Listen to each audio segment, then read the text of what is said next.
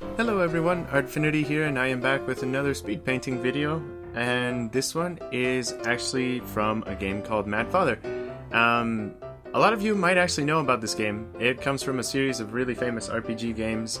Other ones that are also included are The Witch's House, Ebe, other things like that I can't currently remember at the moment, and Mad Father.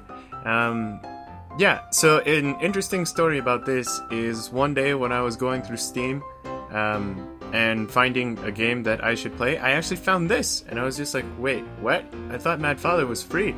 And then I found out it is free, it's just the one on Steam is a remastered edition that actually has a couple more endings involved, and I was just like, I need this!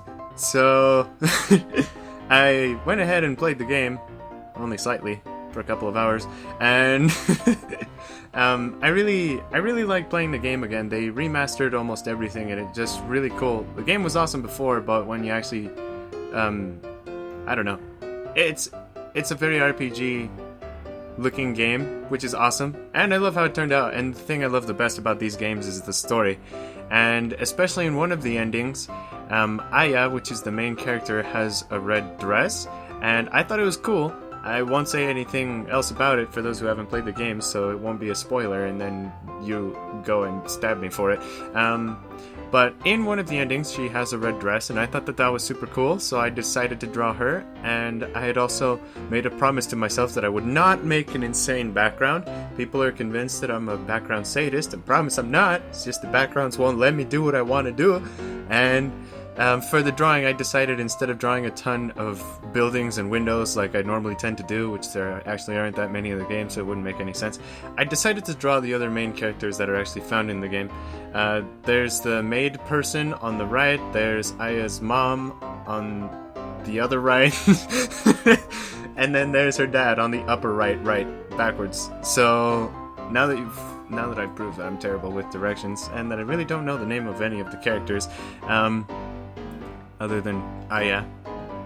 Yeah, that's actually why I decided to add them in the drawing, but I do really like how it turned out. I usually don't do fan art for video games, mostly because I don't play that many, but going back to this game, I was super happy to play it, and it just brought back a ton of fun memories. I want you both dead! Crow?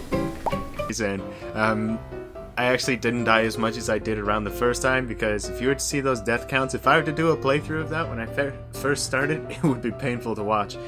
But the second time around, things were a lot easier. I was actually surprised that I remembered some of the puzzles in the game.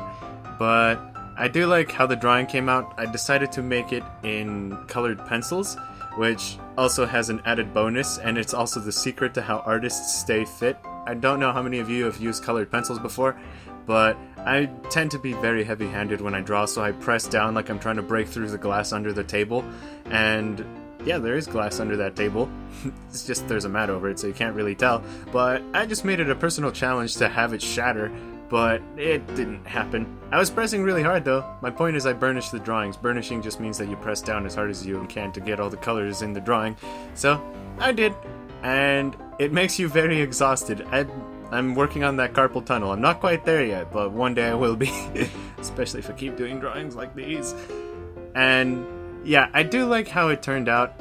She actually doesn't have a blue chair in the game, but I was just thinking I want to have something that'll pop out more than just the red dress. So I decided to use a color that wasn't very similar to things. I can words when I want to.